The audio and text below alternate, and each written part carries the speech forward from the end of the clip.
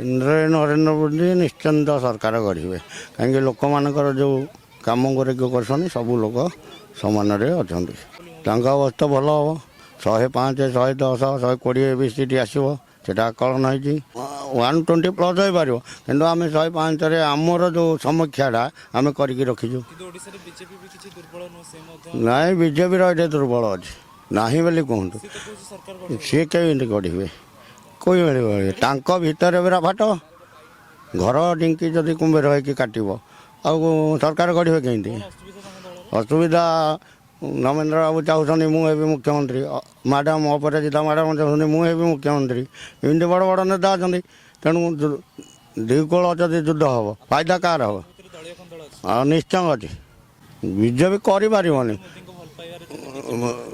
ନରେନ୍ଦ୍ର ମୋଦିକି ଭଲ ଓଡ଼ିଶା ଲୋକ ପାଉଛନ୍ତି କେନ୍ଦ୍ରଟା ଆମ ଓଡ଼ିଶାର ଯେଉଁ ମା ଭଉଣୀମାନେ ଅଛନ୍ତି ସେମାନଙ୍କର ମତ ଯେ କେନ୍ଦ୍ରରେ ମୋଦି ସରକାର ଆସନ୍ତୁ ଓଡ଼ିଶାରେ ନବୀନ ସରକାର ଆସୁ ସେ ଇଣ୍ଡିଆ ମେଣ୍ଡିଆର କ'ଣ ମୂଲ୍ୟ ଅଛି ଆପଣ କେଜରିୱାଲ ତ ଜେଲରେ ପଶିଲେଣି ଆଉ ରାହୁଲ ଗାନ୍ଧୀ ତାଙ୍କର ତ ଅବସ୍ଥା ଭଲ ନାହିଁ ଲୋକ ବି ଆଉ କଂଗ୍ରେସକୁ ଭଲ ପାଉନାହାନ୍ତି ଭଲ ପାଉଥିଲେ 50 ବର୍ଷ କି 30 ବର୍ଷ ତଳେ ଏବେ ତ କେହି ଭଲ ପାଉନାହାନ୍ତି ନା